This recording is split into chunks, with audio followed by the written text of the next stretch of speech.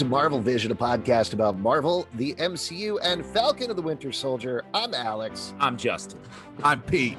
And we're going to be talking about the second episode of Falcon and the Winter Soldier, the Star-Spangled Man. Yes. This is a big one. Lots of stuff goes down Huge in this episode. Woo! So many things happen. More bank loans, more dates for Bucky. That's pretty much it. What? The show pivoted. I think some criticism of the show is like, what is this? This is like the first act of a movie, not even. It's like the first 20 minutes where you don't know much about anything. And I think this episode took that criticism and just crushed it. Shoved it up their ass. It's great ass. that they pivoted so quickly because, as we know, these shows are broadcast live. So they probably took the criticism for the first episode, thought about it over the week. Reshot Friday night when they were putting the sketches together. They were like, okay, we got to do this stuff. Lauren came out and was like, this is what Bucky should do this week. Wait, and then here you go. What was that? That was a very bad Lord Michaels. Yeah, that was awful. I don't know terrible. I think they said live from Atlanta. This is Falcon and Winter Soldier. You sounded like Merman from He-Man. It was like you were is that what he sounds like? No, I'm under the ocean. Pete, he sounds like Buffalo Bill. You know that Alex did the voice of Merman. Yeah. On the original He-Man cartoon. There you go. I did actually all the voices. Anyway, we're going to be talking about this episode. If you haven't watched it, go and watch it because we're going to jump right into spoilers and Easter eggs. And as usual on this podcast, go way all over the place, jumping with stuff. But so many things happened to this episode, as we were saying, as opposed to the first episode, which was a lot of setup and diving into the psychology of where Sam and Bucky are now.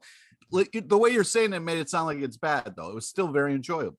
Yeah, I'm having fun watching this show. I still do feel like after 2 episodes, I don't quite know what the show is yet. But this at least was pretty episodic. There was a lot of information here. If you're an MCU fan or a comic book fan, you got a lot of stuff there. But to give the broad overview of the plot, Sam and Bucky get together pretty much in the opening minutes, which did not happen in the first episode. Yeah. They go on a mission to stop the Flag Smashers. They fail horribly. Even though they team up with the new Captain America, John Walker. Fake Cap. Don't call him the new Cap. No, don't say that. He is not the new Captain America. He technically fake is. Cap. No, he's the new Captain America. Stop. I believe in the United States government and I support our new Cap. Wow. What? Wow. This is a strong take from this podcast. Yeah. Alex is fully committing to the John Walker Cap. Wow. You're a sellout. He's the Star-Spangled Man. So the new Cap and his fake buddy, Cap, stop saying that. I'm going to keep saying it. And Battlestar battle them, try to team up with them. It doesn't quite work out. And by the end of the episode, things have turned quite a bit where they now may be working against each other. And Bucky has decided to go get help, find out what's going on with the Flag Smashers, find out what's going on with these new super soldiers in town from the only source he knows, Zemo himself, the villain of Captain America Civil War. As soon as he said, I was like, Zalvin's losing his mind right now. I love Zemo. You do love Zemo. I love Zemo. I love the new Cap. So just those 2. Wow, this is the worst. You're going to be very disappointed where this show ends up, Alex. I hope we'll see. Oh my God. Season 2, Zemo and the new Cap. So let's start talking through this because there are so many threads and bits of information thrown in here. Justin, let's start off with one of our favorite characters, the Zipper. The episode starts. We could have just watched that journey. What a journey! Oh wow! What a journey that Zipper goes on. What a shot! It was like what was great about it. It was so good they could not put it in. Yeah. Like I know this doesn't make sense to have a shot of a zipper, but it's so beautiful and so well done. Never flew off the rails. Goes from beginning to end. Super clean. Yeah. You know, I got to be honest. When they started doing that, I thought we were back to the Shield case for the beginning of the first episode. You love that Shield. It's a very pretty case, but we weren't. In fact, we're getting the setup from John Walker. Now, Pete, I know what your opinion of John Walker is. You've very clearly expressed that. I'm curious, Justin, to get your take because we get a lot of information about his backstory, about him in this episode. We follow his team around him who's just handling him. It's not like he's just being handled by people in his circle. Well, he has arguably, I would say, the best or most interesting character arc over the course of this episode. What was your take, Justin? Yeah, I agree with you. And Fuck I will you. say, just Isaiah had a better fucking than that. I would call that an arc, but yes, definitely we'll get there. But I thought it was interesting. At the end of last episode, we see John Walker as Captain America, and we're like, boo, we don't like this. This is bad. This is a problem, because we're right there with Sam. Right, who's like, you're seeing his stress and just absolute frustration for what's happening. Yes. And then this episode, we get in Walker's head. We're meant to sympathize with him at the beginning of this episode. He's not the villain. He is someone who is like, he's a douche, maybe, but also like, we don't know too much about him. But this episode, I would argue, is designed to make us like empathize with him a little bit, and at least be like, oh, he's not the enemy, he's another player in this game, which was not something I expected. Like the fact that we're in his head, he's he doesn't have a secret identity, he's fully public. He is great with the shield, no super strength. He's as we know of so far, he's just like a guy who trained a lot and is a good soldier or whatever. I'm not buying it. No, of course. And maybe it's not going to end up being true, but what I think is unique about this episode is it put us there with him, as opposed to being like, he's a problem, we have to get him. We see Sam and Bucky react that way later, but it's a little confusing because we don't know sort of which way it's going to go, you know? Yeah, I'm definitely right there with you. And we get these great scenes at the beginning of him in the locker room. It establishes it's such a easy visual / plot thing to do, but his wife comes in, his wife says, I love you and I support you. His best friends come in. So we're already in this place where, like you're saying, we're very off kilter. We want to hate this guy, but there are other people who seem reasonable, who like him. We find out that he has this incredible military record where he saved so many people. Made up. And then there's even this great moment when they're in the car. And I love that scene when they're in the car, they're trying to get Bucky and Sam to get in the car. And Bucky just throws out at him, did you ever jump on a grenade? And he says, well, actually, I jumped on 3 grenades. You know, you put the helmet on there. Yeah. Very funny, but it also makes him very self-effacing. But I would say at the same time, you get these notes of turn against him by the end of the episode. That's why I think he has a really interesting arc, because you start in his head, you start wondering if you're supposed to be sympathizing with him, but then he pulls out the gun with no hesitation on top of it. Which, mind you, crazy to see somebody with the shield rocking the gun like that. Well, here's the thing though, Captain America has done that. Yeah. Oh, really? I didn't know that. Thank you for pointing that out to me. I'm just saying it's who's that? Is that a new character? Is that a new character in the podcast? It's still Clown weird to see it. It's still weird to see it happen. Is my point, regardless of seeing it in the comic a bunch. Yes, but other times I am agreeing with you. You're very angry at me, Pete. And I think because John Walker is my favorite character, and I identify with him. And it's the first time I saw myself on screen. Because wow, congratulations! Look at me. I'm like John Walker right here. Okay. I really love the gun moment because it was something that was sort of he just did it. It's unmentioned. He shot the person, and then like it. And let's not forget, like in the comics, when Bucky takes over as Cap for a time, he has a gun. So and Bucky, as we know in this show, is atoning for all of the like hundreds of people. Yeah. What's rule number 2? So I think it's one of those things where, though, as somebody who has a little bit knowledge of this character, may or may not like this character, I was like, don't waste time on this fake Cap. I want to know about all the things going on with the characters that I do care. And you guys, Justin especially loves to get in characters' heads. So I can see why that's very exciting to you. And it is an interesting twist to put to see where this douche comes from. But like, this isn't what we're here for, guys. This isn't Falcon and Winter Soldier and some douche sometimes. Okay. I want the action. I want the real story. I don't want to waste time on this stuff.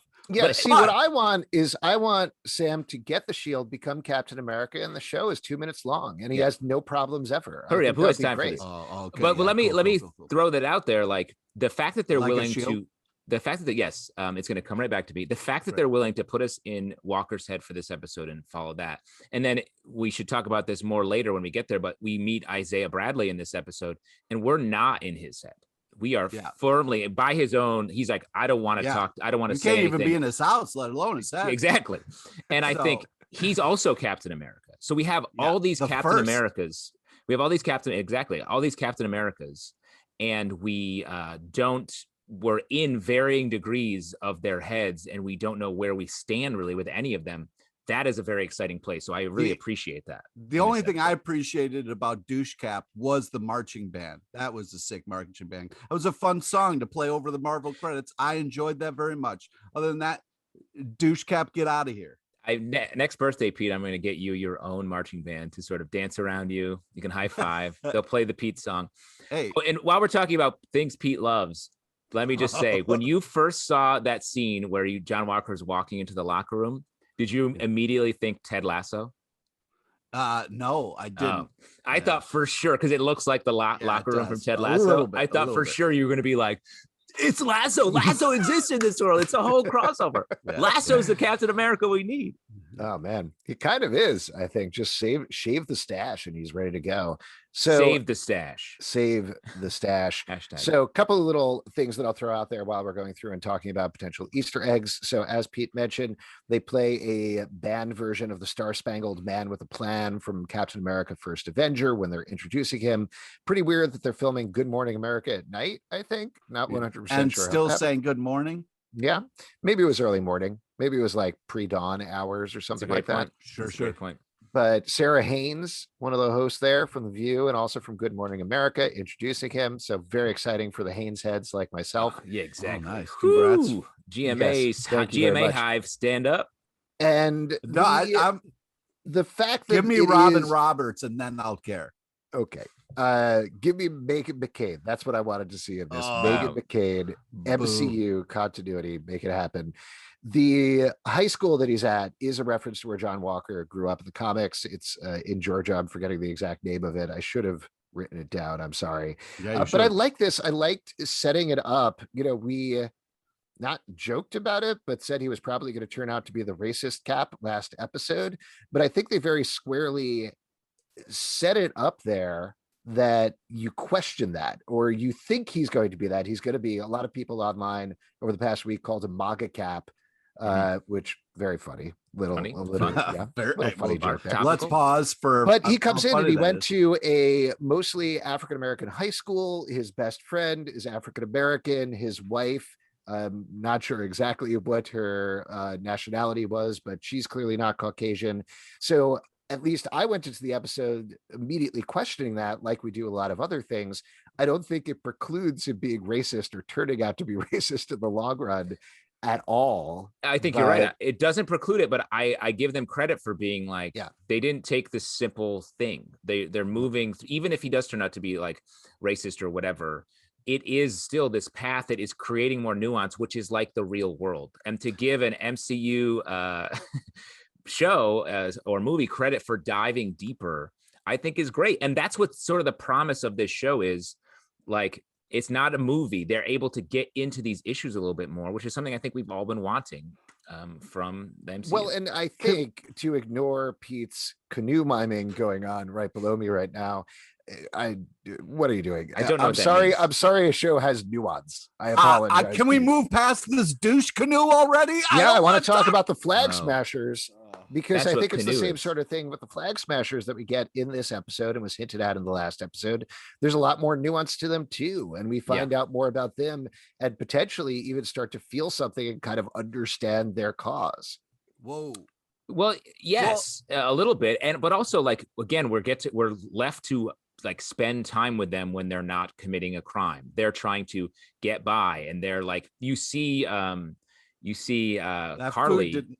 did not look good. The food did not look good, and they kept passing it around, so it wasn't.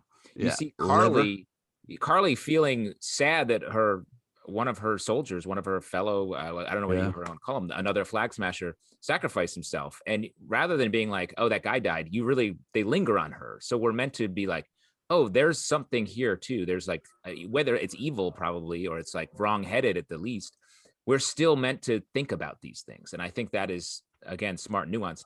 I also think there's a lot they're, trying to get back to the blip and feel like the world has been splitting resources amongst too many people, which was Thanos's original idea of why he snapped his fingers and created the blip.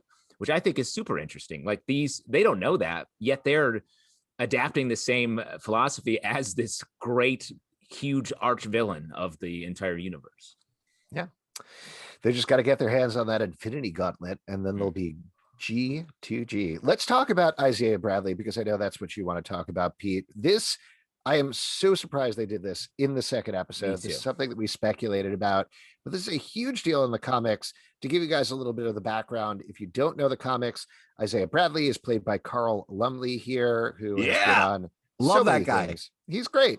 The character was created by Robert Morales and Kyle Baker, who Pete wore a weird hat with and got high with once in 2003's. Come on. I got baked with Baker. I mean, you can't pass that up. Night. That was one of my favorite nights. I did not get high with Kyle Baker, but passing by Pete doing it was one of my life's rare joys. This is at San Diego Comic-Con.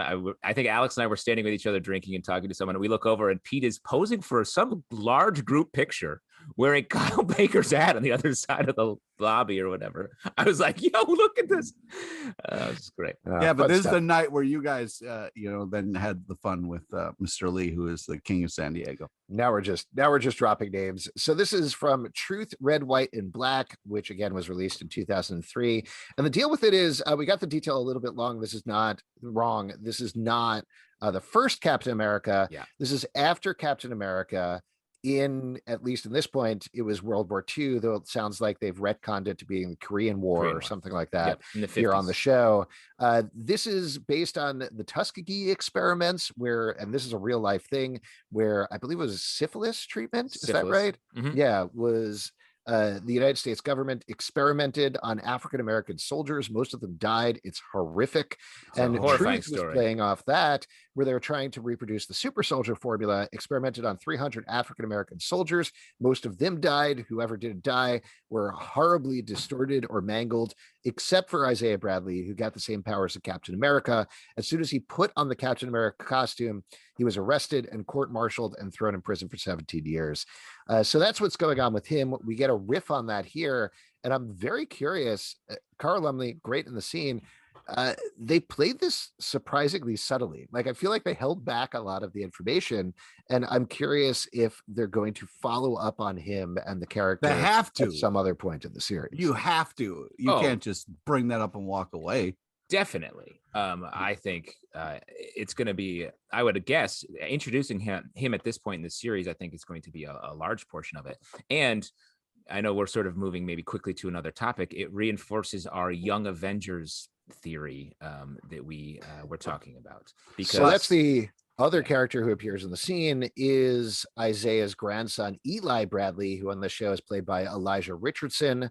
That came up much later. He was created by Alan Heinberg and Jim Cheung in Young Avengers #1, which is 2005. And his deal, though I guess we'll see how they do this on the show, is all of the Young Avengers, if you've never read the comic book, seem to be one thing, but they're actually another thing. Like Iron Man is actually one of the worst Avenger villains ever, just not yet.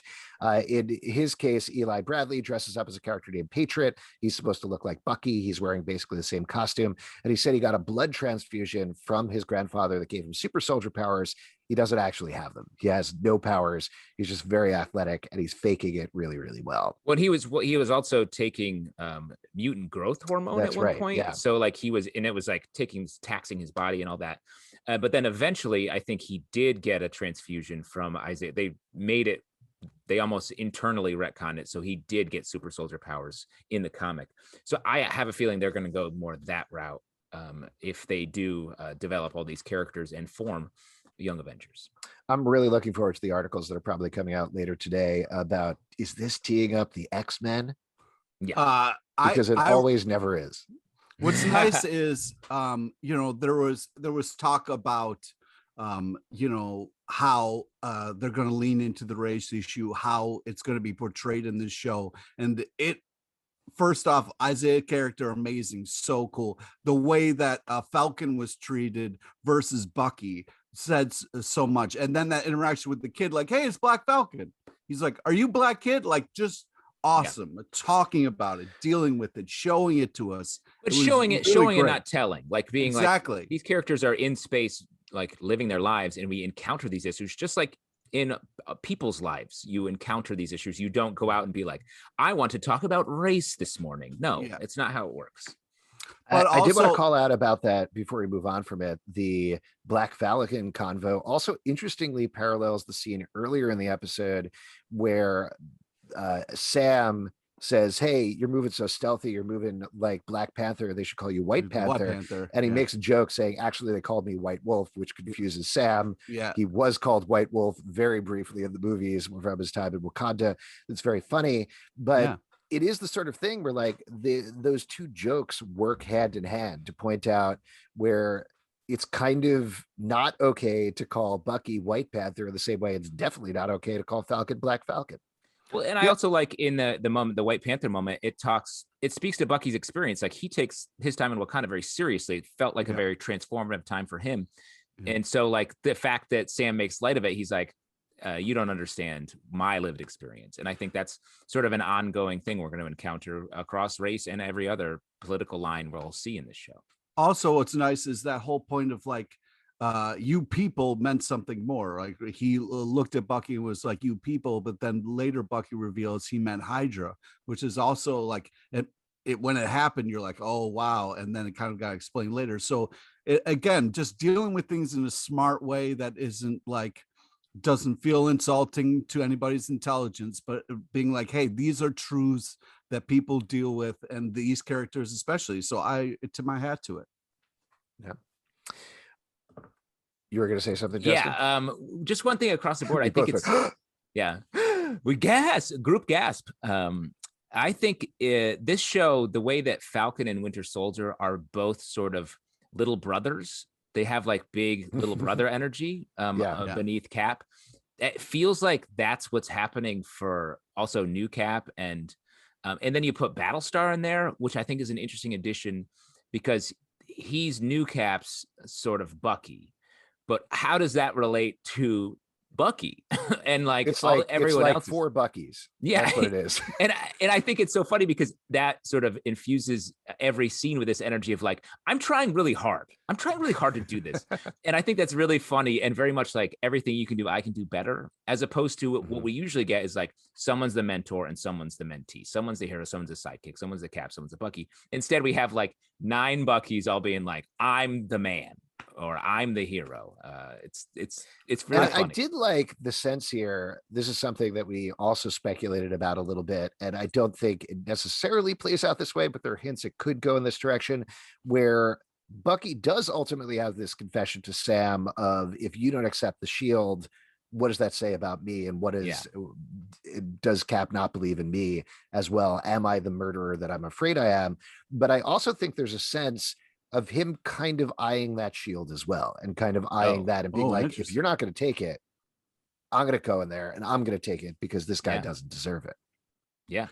I mean, now that you say that, yes, but I really enjoy the back and forth between Bucky and Falcon, and especially when they first see each other. You know what I mean? It's not this, oh man, two people running each other from either side of a field and feeling great to see each other. It's this like, I'm taking care of business. What's up? Great to see you. What's going on? Like, I really love that kind of whole interaction and the back and forth.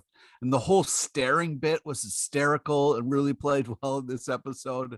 I'm both characters and both actors are killing it. And every time they're together, it's really great on screen. And the whole fake therapy, like, or not fake, but like forced therapy thing was just, well, you think, just to be clear, you think all therapy is fake. That right? is not, you have that YouTube vlog where you talk about it for hours. Nope. But Pete, you've been arrested for missing therapy before, just like Bucky, right?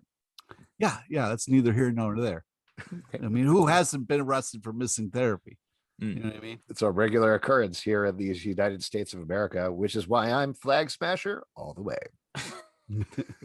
Alex wildly aligning himself with some potentially villainous folks. We'll see what happens.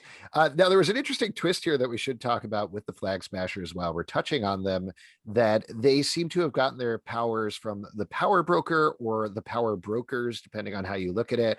Potentially, they stole some super soldier serum or something like that. They get chased down at the end of the episode.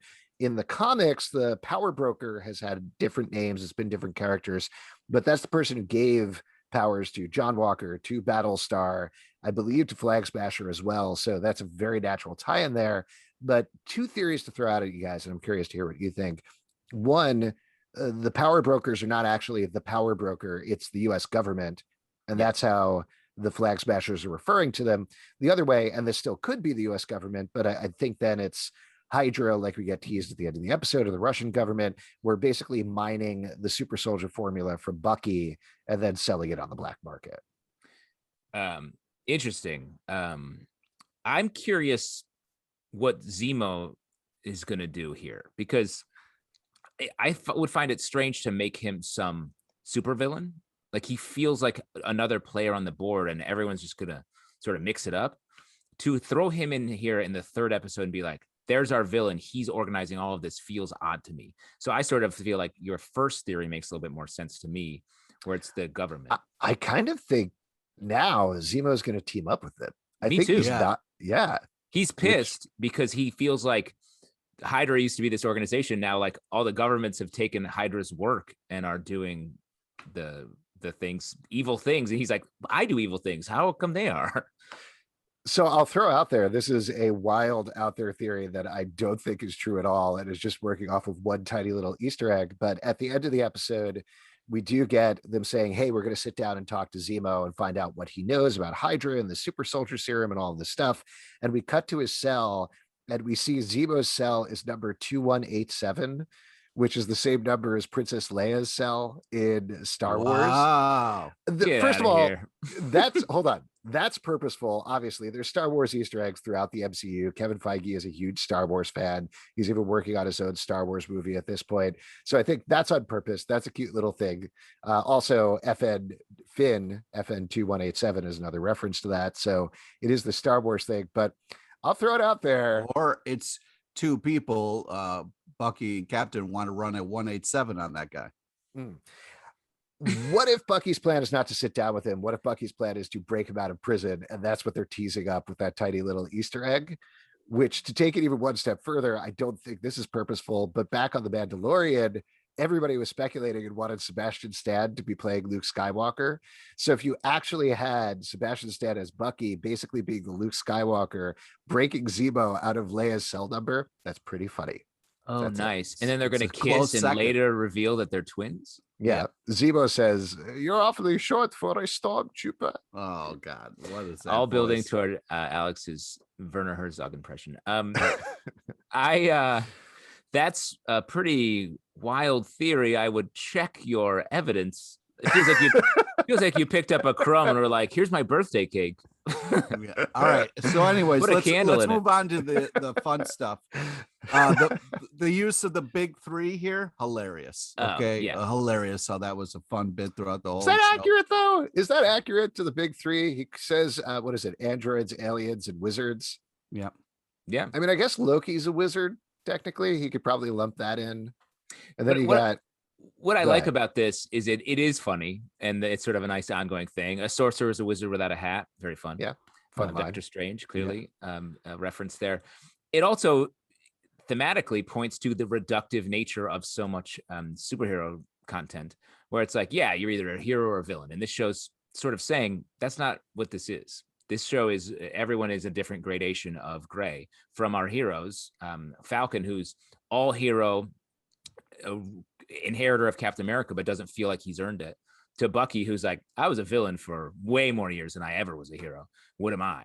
Everyone's trying to find out what they are.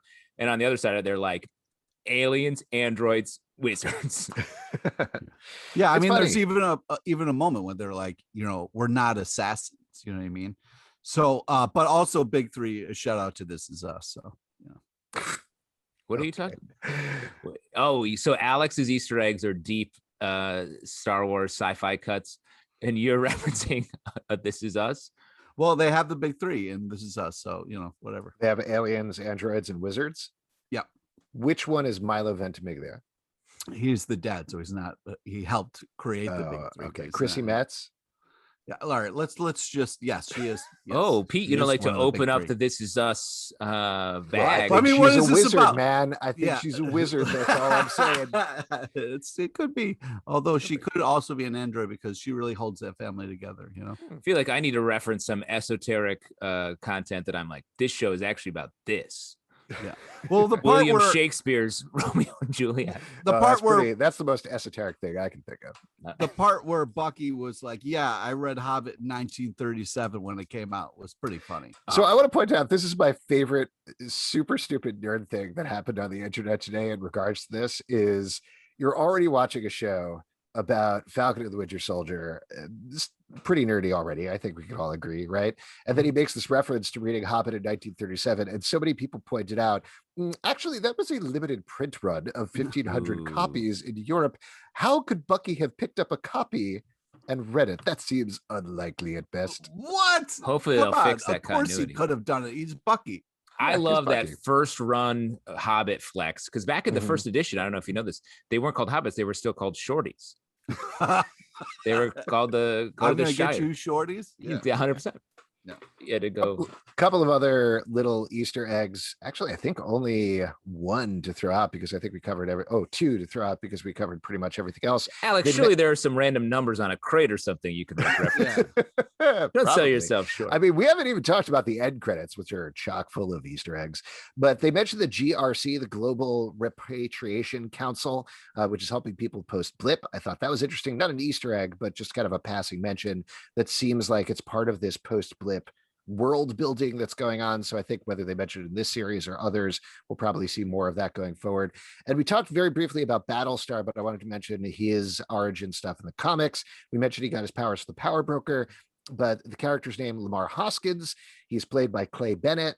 He was originally called Bucky in the comics, working with John Walker, but that was changed because it has racial connotations. In fact, they even addressed it in the comic. He was created by Mark Grunwald and Paul Neary, and Mark Grunwald wrote a comic where somebody was like, hey, you should maybe not call yourself that.